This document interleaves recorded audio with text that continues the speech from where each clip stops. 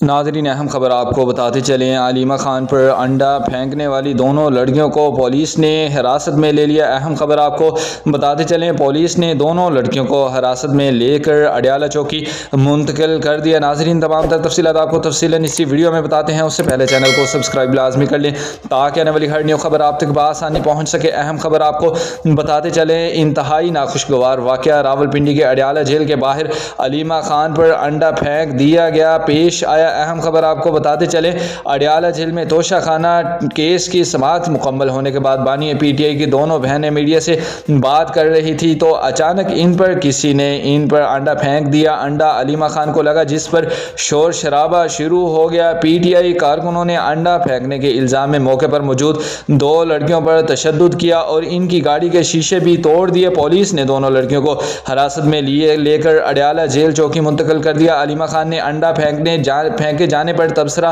کرتے ہوئے کہا کہ انہیں حملے کی کوئی فکر نہیں، پہلے ہی پتا تھا کہ ایسا کچھ ہوگا۔ پی ٹی آئی چیئرمین بیرسٹر گوہر نے بھی واقعے کی مذمت کی ہے۔ اہم خبر آپ کو بتاتے چلیں، راولپنڈی کے اڈیالہ جیل کے باہر انتہائی ناخوشگوار واقعہ پیش آیا۔ بانی پی ٹی آئی عمران خان کی بہن علیمہ خان پر انڈوں کی بارش۔ بر وقت اپڈیٹس جاننے کے لیے ہمارے چینل کے ساتھ جڑے رہیں۔ اللہ حافظ۔